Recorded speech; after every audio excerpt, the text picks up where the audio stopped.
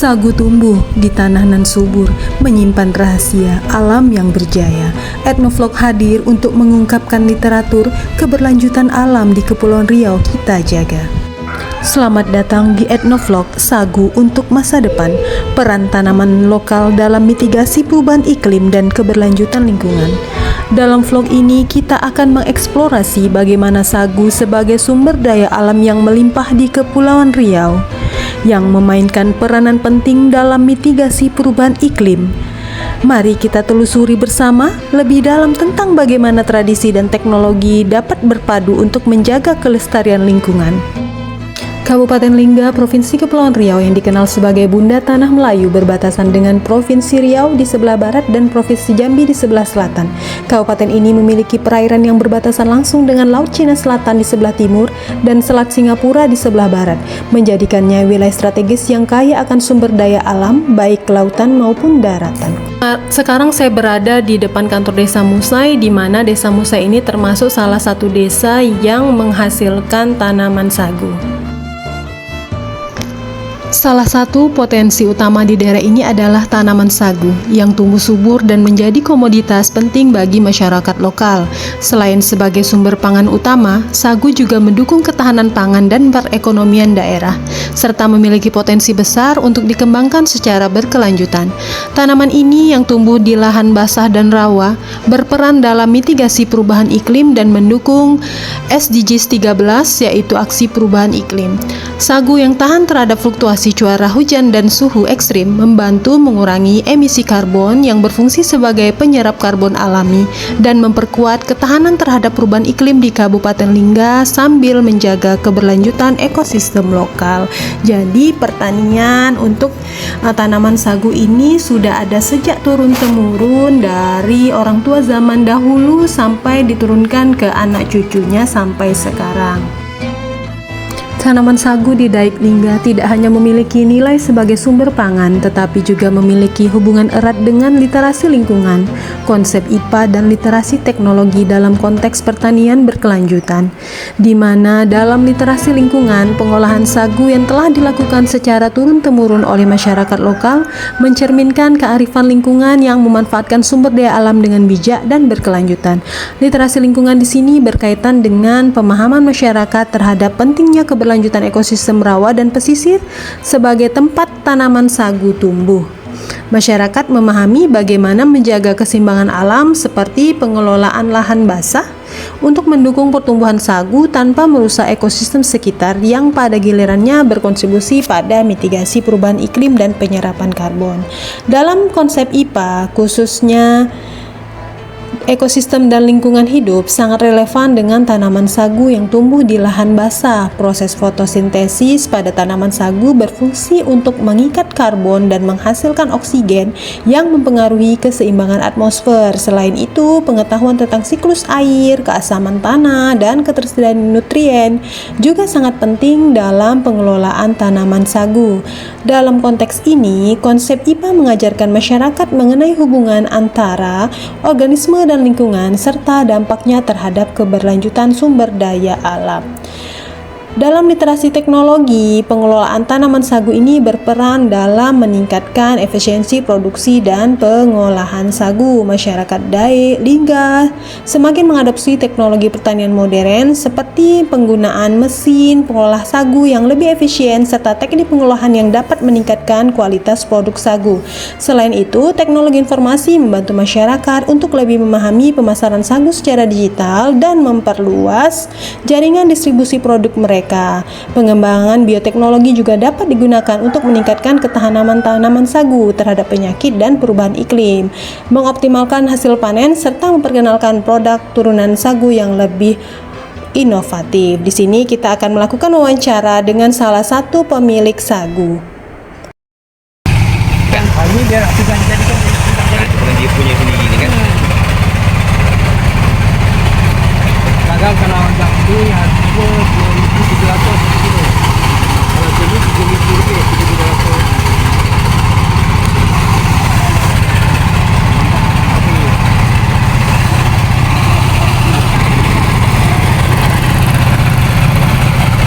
Kalau tanaman sagu, kata masyarakat itu dari pedagang ini.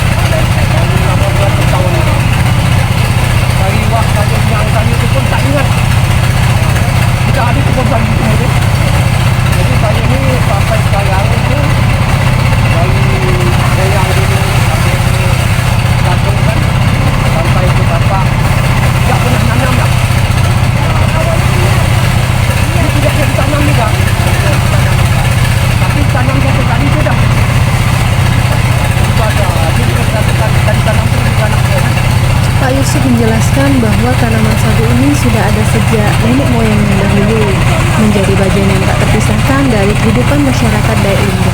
Tanaman sagu bukan hanya sumber pangan, tetapi juga simbol kekuatan tradisi yang diwariskan turun-temurun.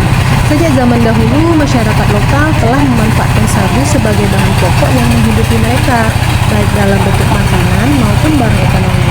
Etnoflog sagu ini menunjukkan bagaimana tanaman ini mengajarkan kita untuk menghargai kearifan lokal dan menjaga kelestarian alam. Dalam cara penanaman tanaman sagu ini, masyarakat Dayak menggunakan metode tradisional mulai dari pemilihan bibit yang baik hingga penanaman di lahan basah atau rawa. Setelah tanaman sagu cukup besar dan siap dipanen, proses pengolahan sagu masih menggunakan mesin genset yang dikelola secara sederhana. Mesin genset ini digunakan untuk menggiling batang sagu menjadi tepung, meskipun beberapa bagian dari proses ini masih dilakukan secara manual oleh masyarakat setempat. Namun, meskipun mesin telah digunakan dalam pengolahan sagu, teknologi yang diterapkan masih terbatas dan belum sepenuhnya modern. Penggunaan genset ini juga memiliki dampak terhadap lingkungan karena emisi yang dihasilkan dari pembakaran bahan bakar. Sementara itu, limbah dari pengolahan sagu seperti serat dan ampasnya masih sering dibuang ke sekitar area pengolahan tanam tanpa pengelolaan yang maksimal. Hal ini menimbulkan masalah lingkungan, terutama terkait dengan penumpukan limbah organik yang dapat mencemari tanah dan air di sekitar area pertanian. Meskipun begitu, pengelolaan sagu di daerah ini tetap berakar kuat pada budaya lokal yang menghargai keberlanjutan alam. Namun, tantangan tetap ada dalam hal penerapan teknologi yang lebih ramah lingkungan dan lebih efisien. Kita lihat bersama secara dekat, ini adalah mesin genset yang digunakan dalam pengolahan tanaman.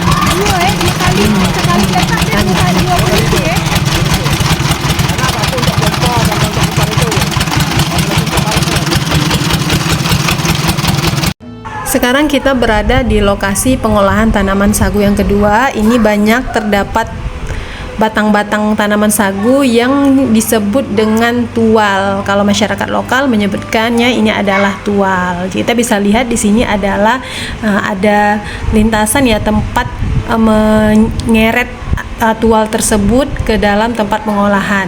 Ini kita lihat bagaimana sagu telah diolah ya, dan diminta kepada masyarakat lokal juga masyarakat sekitar yang membantu untuk mengelola ini ya. Jadi ini adalah sagu-sagu mentahnya yang nanti akan dibawa ke tempat pengolahan selanjutnya.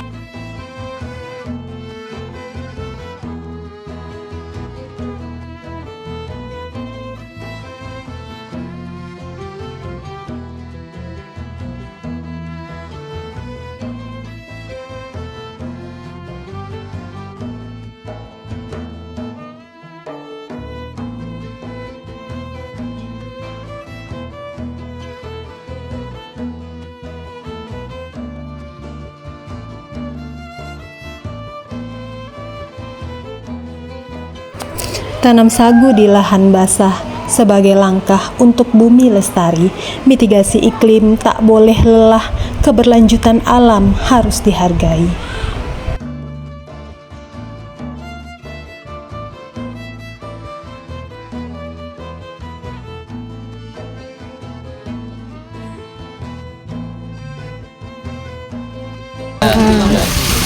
Ini ke satu goni ni Bu, orang isi dalam. Dia kan bagi dalam ni 2.500 satu goni dia, upah dia.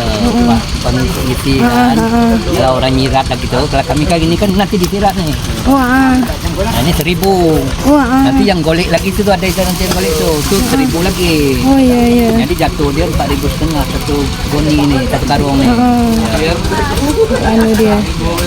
Berarti kebun sagu Bapak punya sendiri memang Ada juga punya sendiri. Ya, berarti kami yang ini kan kakak punya ni. Tengoklah yang kakak kan. Dulu bantu yang kakak. Tapi siapa yang nak masuk boleh. Saya ambil upah kebo aja gitu kan. Kalau kami biar upah kebo gitu kan. Nah, macam ini saya upah sama orang nih. Nah, pakai yang saya nih kena ada orang numpang kan. Nah, saya ngolah pula yang orang lagi. Oh gitu. Ini kakak saya kan dah habis kan. Jadi saya ngolah pula yang orang lagi. Berarti kalau yang model gini dia musiman lah Pak ya, pas banyak baru ramai orang kota yang kerja itu 2 orang aja. 2 orang aja kerja dia. Iya, tetap Ini deh ya. bongkar nih ramailah orang kan. Iya. Ada tuh pakai alat-alat deh apa? Teknologi apa? Pakai mesin. Pakai mesin aja gitu aja. Parang dia untuk ngepaknya. Iya ada parang tuh tadi.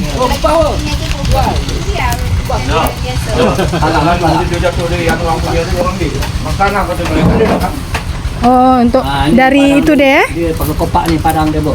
Oh. Apa bilang ke sini nama parang deh tuh?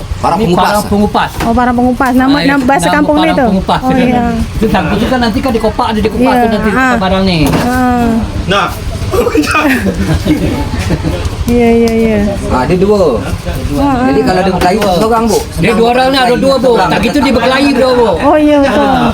Kalau dibagi satu-satu kan. Kalau berkelahi senang kan seorang. Iya. Siapa menang? Siapa menang dia balik. boleh lah, boleh Saya tinggal pakai mesin pakai apa Pak? Pakai solar. Pakai solar. Mesin 2 biji kan mesin kan. Jadi kipas Dah, ibu tu nak juga. makan kayu poli Supaya tu. dia cepat jernih Sana gitu kan kan. tak boleh. Dia makan kayu poli tu. Cara 4 jam, 5 jam jernih tu. Jadi air yang yang misalnya yang tak jernih itu kan dia langsung terbuang pakai itu Langsung ya? terbuang lagi. Oh, dia otomatis Pak ya? Ya, langsung terbuang lagi dia kan. Langsung ke sungai lah ya? Nah, yang seperti yang situ tadi kan. Iya betul lah. Sungai dia kan. Langsung ke sungai. Karena cara saya ni ngolah kan. Kan itu 20 hari atau 15 hari bongkar kan. Bisa mencapai 20 ton. Tergantung orang kerja lah kan. Kalau dia kerja cepat kan 15 hari bongkar kan. Bisa dapat 20 ton kan. Menggunakan mesin hanya di sini aja ya? Tahapan di sini pertama dah aja ya? Ya. Baru yang tahap kedua, ketiga ni dah tak pakai mesin lagi? Pakai mesin lagi ya. Tapi kalau nyalur tu pakai mesin juga. pakai mesin ya, Pakai nyalur. mesin juga. Ya. Berarti kalau yang ini kan dari yang nyalur kan langsung ke sini ya Pak ya?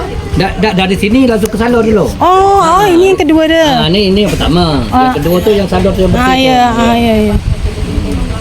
Cuman ini kalau yang ini makanya karung tuh bawa ke situ ya? Ke situ lagi ya. Iya Kita betul. jual lagi ke situ. Penampung ada. Kita jual kan. Iya. angin kuat. Oh iya, ini langsung ke situ. Aku tuh pasar pintu sekarang nih, Bu. Tampak lagi kan. Pakai pintu semua, motor-motor pakai pintu semua.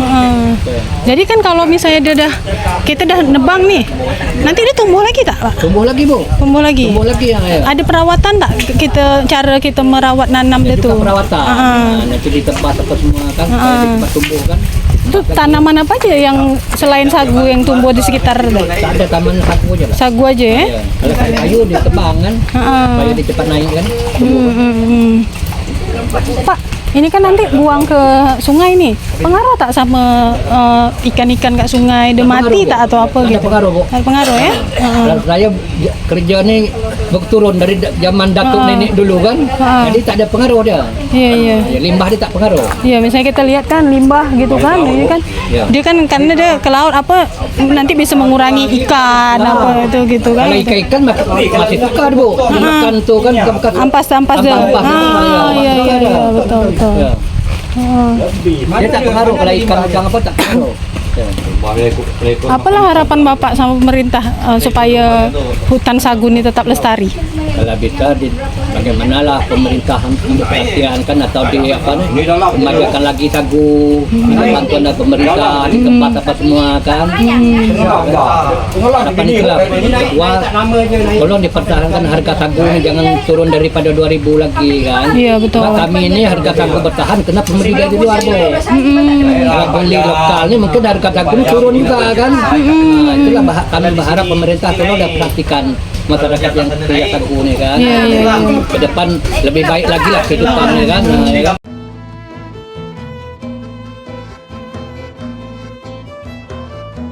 Tanaman sagu dengan pengelolaan yang berkelanjutan dan pemanfaatan teknologi yang tepat tidak hanya mendukung ketahanan pangan dan perekonomian masyarakat, tetapi juga berperan dalam mitigasi perubahan iklim dengan kemampuannya menyerap karbon dan menjaga keseimbangan ekosistem.